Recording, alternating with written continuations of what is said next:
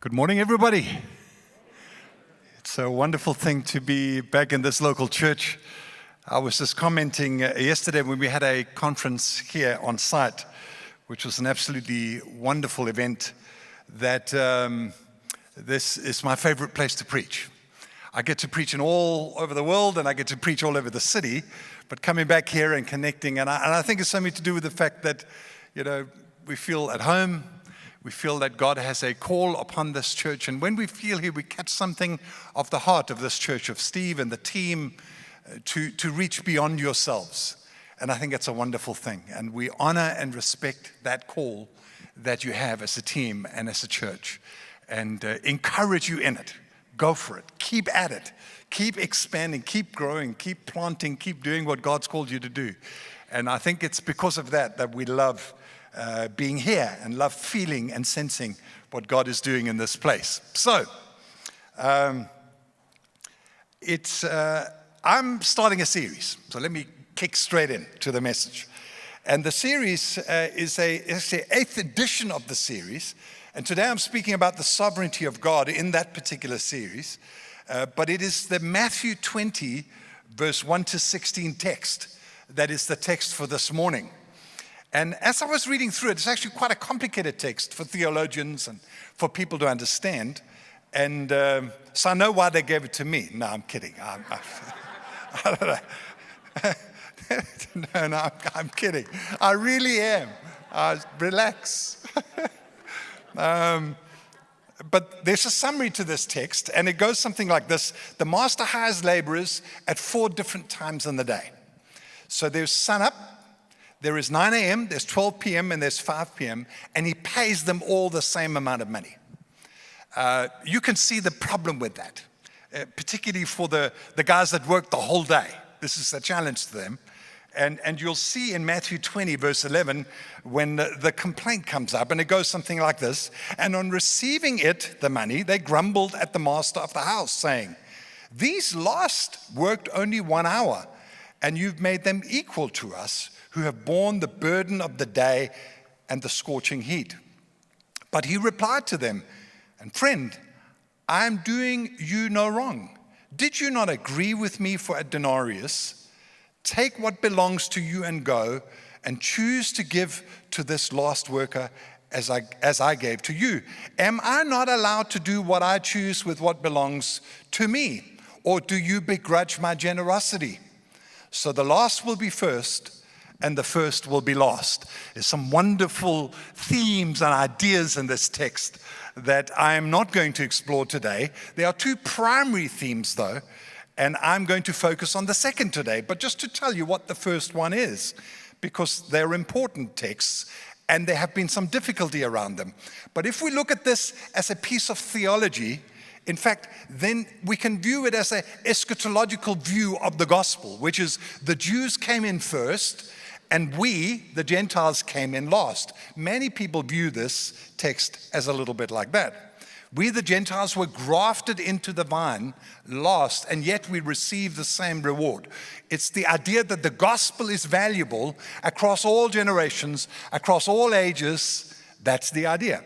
Romans 11:17 says, "But if some of the branches were broken off, and you, although a wild olive shoot, were grafted in among the others, and now share in the nourishing root of the olive tree." You can see the idea.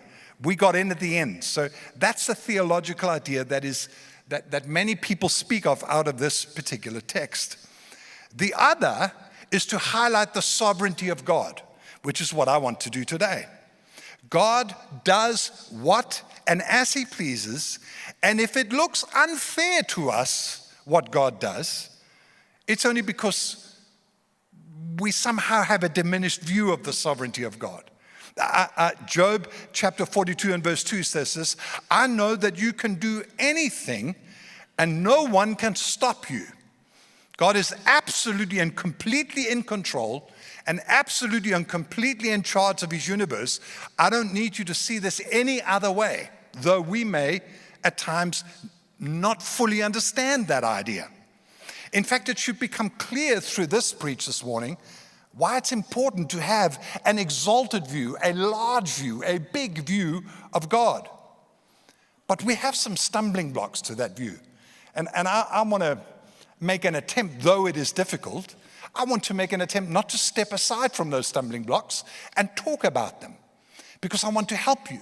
Because ultimately, worship must come out of God's people. Something that we are destined for must happen in our lives. So we can't sidestep these difficult issues. If God is God and sovereign, why does he not stop evil in the world? I'm sure most unbelievers out there have asked you that question. And says, if God is God, why are we seeing all this, apartheid and Ukraine and all these things? Why is this all happening? Why doesn't God just stop everything? Sovereignty in a broken world is a trouble to us. And the key to understanding it often is the inadequacy of our own minds and our own language to understand it. We struggle with our language. It's kind of like someone standing 2 centuries ago and looking up at the sky and saying, the world, the earth, is the center of everything. Well, 2 centuries later, we understand that the earth is nothing but a planet circling around a sun, a solar system that is nothing more than a little solar system that runs around in a big galaxy. That's nothing more than part of billions of other galaxies. We're not the center of everything, as you would have thought a couple of centuries ago. So things change, our view changes. And sometimes when it comes to the sovereignty of God, we need our view changed slightly. We need to grow. This morning is about growing in our understanding of God. Trying to make complicated things simple is part of my job. Now, if God knows all things, why do we have the devil? Why do bad things happen to good people? If God is loving, why do we have things like apartheid and Ukraine and struggles in the world? How do you reconcile an angry God of the Old Testament with a loving God of the New Testament? I'm glad you asked those questions because even the scriptures ask these questions. In Habakkuk chapter 1 and verse 13, it says this, you who are of purer eyes than to see evil and cannot look at wrong, why do you idly look at traitors and remain silent when the wicked swallows up the man more righteous than he? Even the prophets of old says, God, if you are so in charge, why does all this happen? Has God set the world in motion and sat back and waiting for it all to wind down? Disinterested, kind of saying, off you go, and God is waiting and watching. You see, that's not the view of a sovereign God. God is intimately connected with what he has created because God at the very beginning decides to create us. He decides that he wants a people that would worship him and love him. This is what it says in 1 Peter 2:9. But you are a chosen race, a royal priesthood, a holy nation, a people for his own possession, that you may proclaim the excellencies of him who called you out of darkness into his marvelous light. We are those people. We are created by God, for glory, for worship. We're the apple of his eye. We're the people that are called by him to worship him and glorify him. That's our intent. So before the foundation of the world, he calls us. And the intent is for a people who would worship him with free will, that we would give it as an offering, not forced, not like angels, created to worship. They can only do one thing, which is worship. No, people with free will that would offer up worship as a sacrifice, a worship, a free will offering to God. This plan of God necessitated the possibility of choice. It wanted that kind of people. God says, I want those people. Well, then they must be able to choose. And when a people needs to be able to choose, you by inference can choose bad or choose evil and choose good. So man can choose both. This plan, in fact, the possibility of evil in the world, God chooses for a season almost to withdraw himself from us a little, to allow us space to choose. He says, why? Because evil, God cannot tolerate or touch evil. Hang with me for a while. This is not, I'm not dripping milk in here. It's a little more important and deeper than that. So God says, I will withdraw myself because I will allow evil, and I cannot touch evil. But he has a purpose, because he wants a people who want to choose him, who want to honor him and worship him. So he withdraws himself, allows man to operate in a space where he can choose. In fact, the rabbinical teachings have a word for it. They call it tzitzum, the voluntary withdrawal of God, to make space for choice. This voluntary separation of God had to make way for creation, had to make way for evil, so we could choose. You see, I cannot be free without this choice. Even if it means men choose evil on the scale of Holocaust and apartheid and Ukraine, and men choose evil, but we cannot be free without the choice.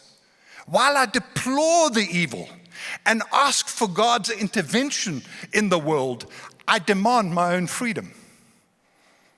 See, isn't it a strange thing we do? We want to be free, and yet we want God to intervene. And when God intervenes, he has to wipe us out. All of us cannot tolerate anything outside of himself that has any possibility of evil, so he must wipe us out. And God in his love says, I will withdraw myself, allow these people to choose. Why? And here it comes, because this is important. Hang with me. Because evil had to be dealt with. God brings it to a head. He brings it out so that he would have a people that would worship him. He brings it out to the front where people choose evil.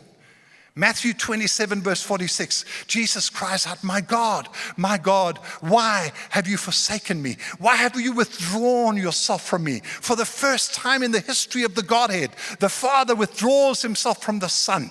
Why? Because the Son is carrying on his body the sin of all humanity. All the evil, all the struggles, past, present, and future, is upon the Son. And the Father, who cannot touch evil, withdraws himself from the Son. Why? For the purpose of bringing evil to a head, so that God could destroy it. It's a beautiful plan. It's God's master plan.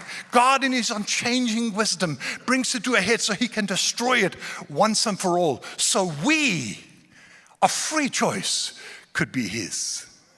That we are the called out people that would worship him, honor him, love him for eternity.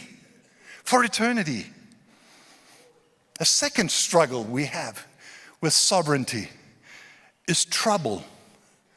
You see, because people that struggle with trouble and things that happen to them and can't put it into the right box, stuff go wrong in our lives. And because we have a view of God, too narrow a view, we think God is here only to bless me, to help me, to love me. And when stuff happens to us, we begin to question, doesn't God love me? What went wrong? Have I not prayed enough? Have I not given enough? Have I not been in church enough? Is God angry at me? We have a very poor theology of trouble because we view God as being intimately connected, and he is connected in Jesus Christ to me, in that he saves me and loves me, but we misunderstand the big plan of God. We make ourselves the planet in the universe. We're standing on it and looking up at the sky and saying, I'm the center. But you are wrong. He is the center. And maybe we need another 200 years to tell us that he's the center of everything. Because though we think we are, this is not a story about you.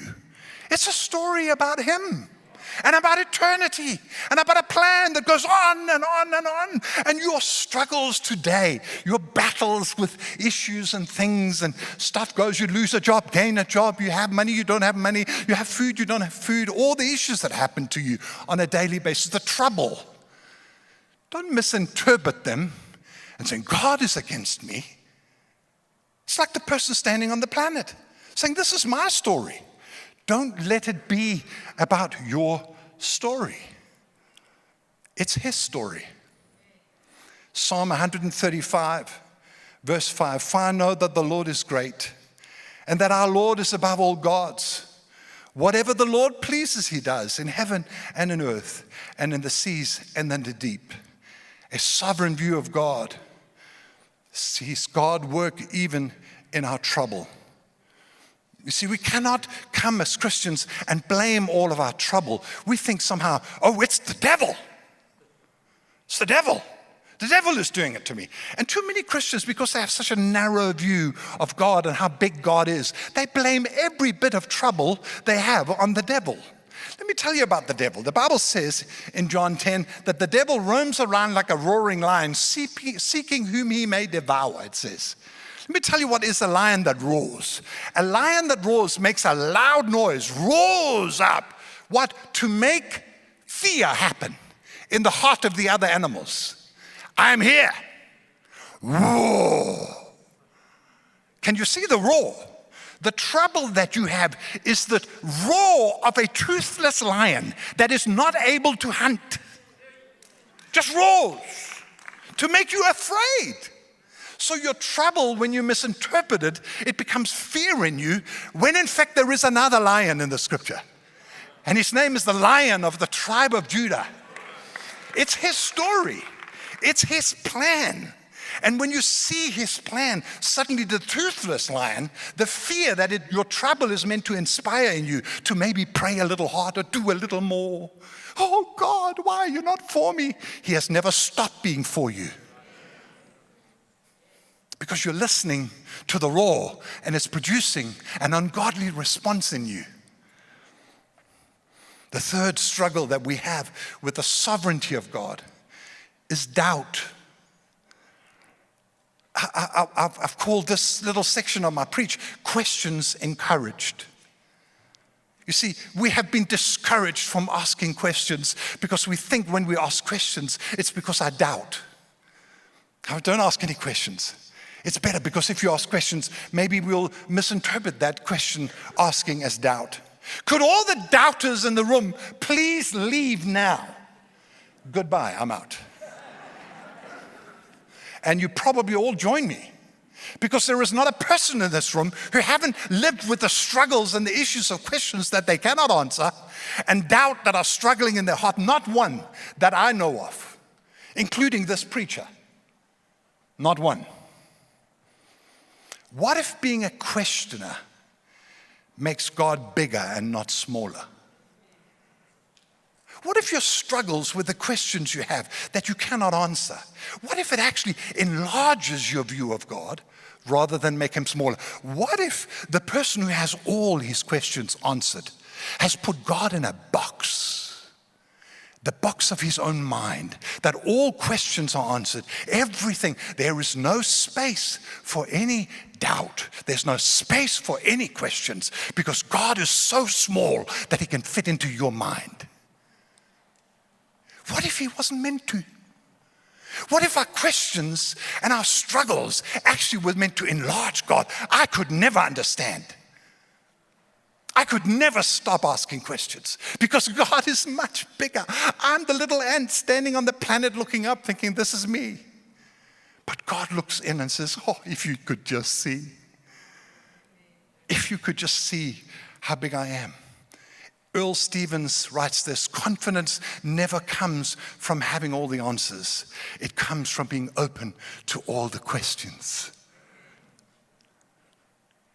We have to open our lives up to questions. We can't be afraid of them.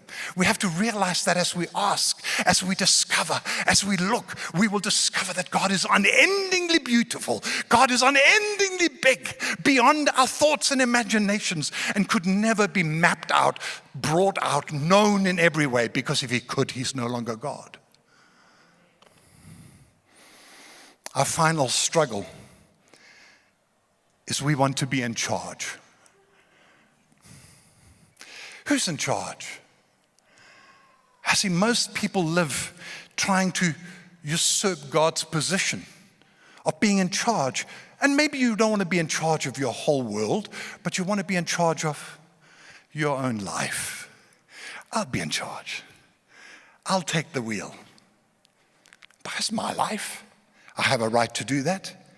I want to say, I've shared this little example with you before, and I Well, I'm apologizing now, but I wasn't going to apologize because it's an important example. It's important for you to see it and understand it. But there is a throne in your life, and you're on it. And this throne says, I'm in charge of my own life. In fact, when I'm on the throne and God is out there somewhere, I don't even acknowledge him. I walk around shopping in Richton's after, on a Sunday morning. I don't care about God. I don't want God. I have no interest. I don't know anything about you. And so there I am doing my thing. God is not here in my circle at all. What am I? I'm an unbeliever. I'm a non-Christian. I'm a person still to be reached with the gospel. I don't realize that the very breath I'm breathing to buy my milk and sugar and bread over there is the very breath God gives me, but I don't know that. So God is outside of my circle and I'm an unbeliever. Well, on a certain Sunday, Steve Wimble makes an altar call and I come in and I'm sitting up there somewhere and I stick my hand up in the air and I say, today! You stuck your hand up, but God really saved you before you put your hand up. Because it says all his work. So anyway, you come to the front, somebody prays with you, and you invite Jesus in to your life. Here he is now, in on the circle, into your life. What are you now? Well, you don't want to give up control, but Jesus is in. I'm in. And the problem with this little scenario where God is in your circle, but you're still very much on the throne, you're still very much in charge, like a carnal Christian, a Christian that does everything he wants and kind of maybe references God every now and again. Let me find out what, has God got anything to say about this? And this kind of relationship that many people have with God right here, this is what happens in many people's lives, many Christians' lives. Well, if God is in my circle, but I'm on the throne, John Ortberg says, is to maintain the illusion that you are the Messiah, you must shout out any evidence to the contrary. If you want to be your own God, you have to settle for living in a tiny universe where there's only room for one person, you. Your world could grow infinitely bigger if you were only willing to become appropriately small. See, if you've made yourself the center, then the world all spins around you, and it's quite small.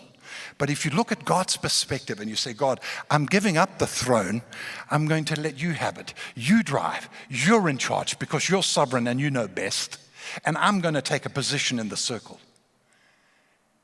Many people, many Christians come to this place, which is wonderful. Many of you do. The only problem is every now and again we want to play musical chairs with God. Steve Wimble stands up here and says stuff about, he talks about money. And I'm picking on money deliberately because I know money is always a thing. Why do churches have to talk about money? I don't know. It just happens. Anyway, so talk about money. And so you've got to, your money's not your own, you've got to give. He said, no. I'll relegate God back to the circle. I'm going to take the throne because on this matter, the money is mine. Right? Or what about I'm sitting and the church, CityHill, says, here's your life group and here's your leader. And, I don't like him. I don't like her. Okay, so I'm out. So we do musical chairs with God. Whatever we like, we're out. Whatever so no, I'm in. God's in control, except when it doesn't agree with me. Then he's not in control anymore. And we hand over the control backwards and forwards. We do musical chairs. And let me tell you what the scripture says about this. It says we become unstable. So many Christians are completely unstable. They're not settled down at the core simply because they can't make up their mind. Just surrender. So God knows best. Give it to him. Give the seat. Give the throne to God. Don't let your life contradict who you want on the throne. Because God on the throne means the fulfillment of his purpose for your life. God on the throne is the zenith. It's the point of the whole story. And when I recognize and acknowledge God on the throne, In my life, suddenly my life lines up with his purpose, with his plan, with the destiny of my life. Suddenly it clicks together like a trick. Oh man, this is working. Exactly. 1 Corinthians 15 verse 28, when all things are subjected to him, then the Son himself will also be subjected to him, who put all things in subjection under him, that God may be all in all. There's no way for finite man to fully understand an infinite God. You can stand and clench your fist against God. You can be angry. You can do what you like. You can misunderstand your trouble. Let me tell you, it takes nothing away from God. He is who he is. And he is always loving. He's always just. He will always judge sin. And he will always be in control because it is his story, it's not yours. And the sooner we get that idea, the sooner we fall into his plan and pattern, the sooner we'll be able to interpret our troubles and our struggles, whether we have a job or not. Paul says, I was beaten. These are by his fellow Jews. He's actually beaten. And he's also beaten with rods. And at one point, they stoned him and stuck him under a stack of stones as dead. These are his friends. These are his mates. I don't know whether any mates have ever stoned you. Probably. Maybe with words. And Paul says, in it all, God never changed. My relationship with him never changed. My understanding of the world never changed. Because it gives you a filter, it gives you an interpretation tool through which you manage the struggles of your life. Because God is constant. God is sovereign. God is in control.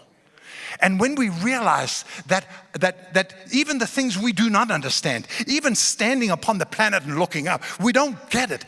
And when we don't get it, our minds collapse and worship happens. So I want to know. No, don't be so quick to want to know. Be quick to experience him. And when you experience him, your mind collapses and worship ensues. Hands are lifted to the sky. And you begin to understand that when I worship him, I find my purpose. Suddenly, we find our place in the world. And we can interpret the struggles of our life. Close your eyes for a minute.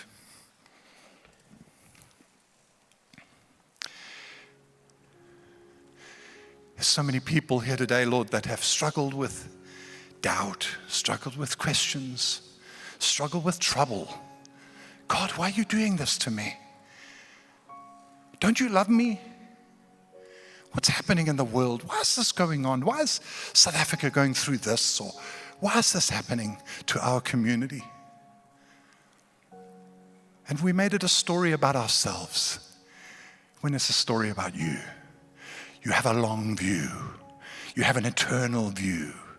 You're a mighty, glorious King. And we need to look up.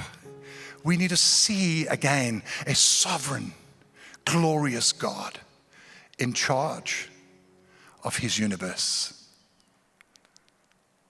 Every person in this room, part of your healing is looking up. Part of your restoration is looking up. Seeing God. Part of the trouble that you're in, the freedom from it, is to worship. Worship the King. Lift your hands. Go stand in the bottom of your garden. Lift your hands to heaven and says, I do not understand, but I worship you, Jesus. And suddenly you realize freedom comes to you. In Jesus' name, I pray this over every person in this room. Look up for a minute. I'll ask Yorius whether I could do this. Look up, look at me, look around, open your eyes, because I don't want anyone to hide now. If you're in this place today, and you've arrived in maybe on the arm of a friend, or maybe you've sat in church for a long time already, but you've never committed your life to Jesus Christ, never made a public confession of faith in Jesus.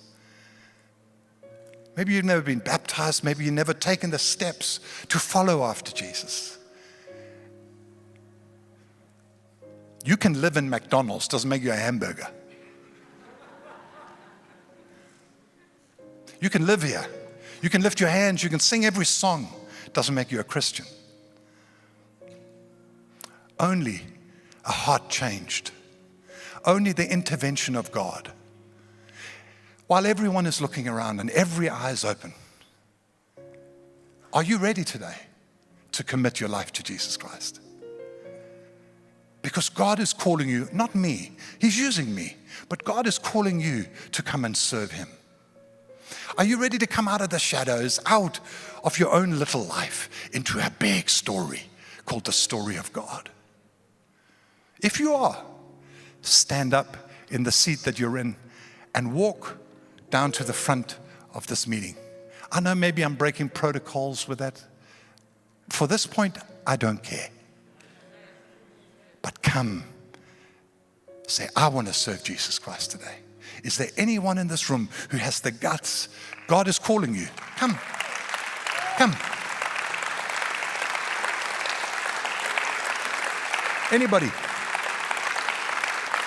Come.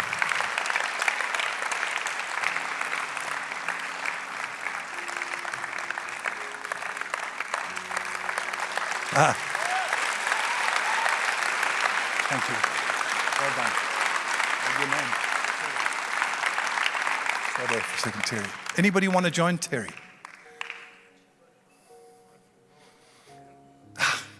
You know, Terry, even just stepping out of your seat, God says, I love you. And He saves you. He transforms you on the inside, just in that moment. Is there anybody else who needs to do that today? I know the clock tells me I'm 6 minutes over time. Come. We're waiting for you. And I'm not nervous. I'm not thinking, oh, nobody else is moving. I don't care. Come. Come. Come, sir. Come through the gap.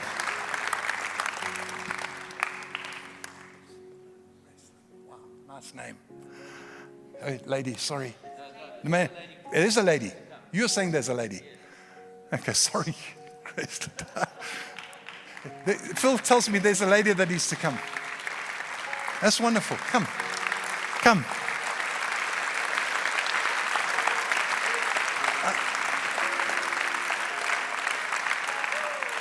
Make space for them. Make space for them. Come. And your son. Yeah, your son. Hey, well done, young man. Hey. Wow. What a day. What a thing. Now we messed up the time already anyway. We may as well keep going. Is there anyone else? Is there anyone else? Hey, come on. Come on, bring them all. Bring the kids. Bring them. Yeah, that's it. Is there anyone else? While they're coming, you may as well come as well. If God is speaking to you, you may as well come too. You're not alone. The grace of God calling people to the cross. Come on. Yeah, come. Hey, whole clans, families. Hey, wow. Okay. Oh, man. Well done. You know, God saves you just in that moment. He transforms your life. Just in that moment, young man, Jesus dies upon the cross and He says, it is yours. I have a plan and a purpose for your life. Come round, girls. Come round. Hey. Wow. Come round, ladies. Hey, some of the leaders in this room. Hey, is there more? Yeah, come on, another clan.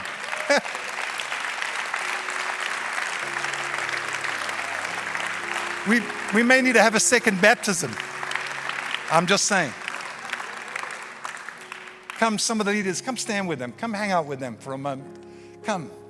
Hey, those young men. Hey. Well done, young man. Well done, young man. Hey. Brilliant. Brilliant. A dad that's crying. Hey, what a thing.